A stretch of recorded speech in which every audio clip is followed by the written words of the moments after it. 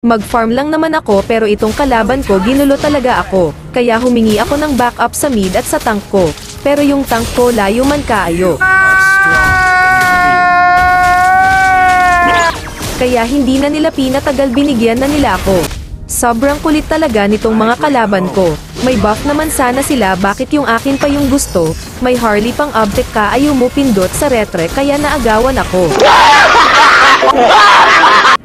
Dito nabigyan na naman ako, kaya ang mga kasama ko sinisi na nila ako. Hindi nila iniisip na wala sila nung nag-invade mga kalaban ko. Hindi muna ako tinulungan ng tank bago mag level 4 ako. Hindi ko na sila sinasabayan sa kanilang kadaldalan. Pakita ko na lang sa mga kakampi ko kung gaano kalakas yung mina maliit nila na pakito. Kanina pa tong dragon na to, kung nasaan ako lagi siyang nandito. Siguro gusto niya ako. Lagi kasing dikit ng dikit. Dito nabigyan na naman ako. Paborito talaga ako sa dalawang ito. Dahil deads na naman ako, matik sisihin na naman ako nitong mga kakampi ko.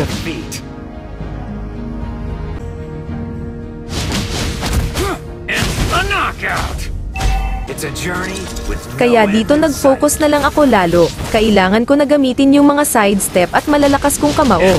Hindi ko na inabotan, nakadapa na yung kakampi ko. Kahit may ugali itong si Tegrill, ipaghig anti-koto. Kaya itong haring ugat na to, pakainin ko ito ng mga kamao. Dahil may true damage na ako, may paglalagyan na itong mga kalaban ko. Hindi yan uubra yung flame shot mo sa nagwawalang pakito. Kanina ako ay iyong gusto. Ngayon ay parones ko isa-isa sa inyo kung paano magkagusto ang isang pakito. Bakit ka nag-iisa? Hindi ka natakot sa kamao ni Pakito. Kahit pumasok ka pa sa tore mo, kukunin ko peren niyang buhay mo.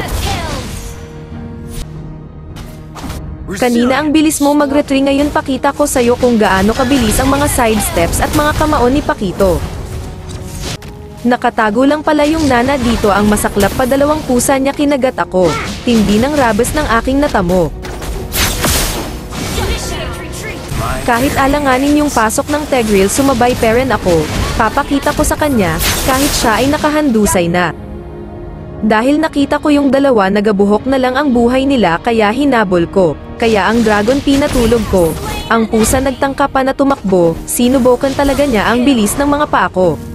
Dito na nahimik na mga kakampi ko, paano ba naman kasi yung minaliit nila, yun pala ang magbuhat sa kanila. Inuna ang bunganga kesa sa galaw ang ipakita.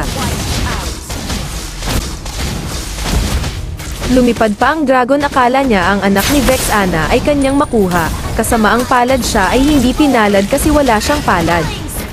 Hindi ko napansin, nag-winchant na pala yung marksman nato.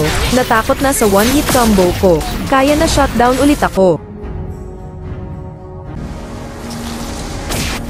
Nanggigil talaga ako sa haring ugat nato.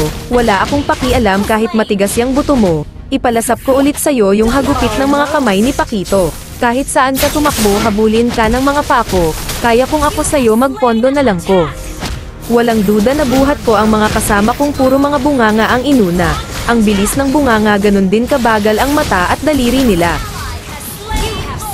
Sana naging kalaban ko na lang kayo para maramdaman ninyo ang sakit ng pagkatalo.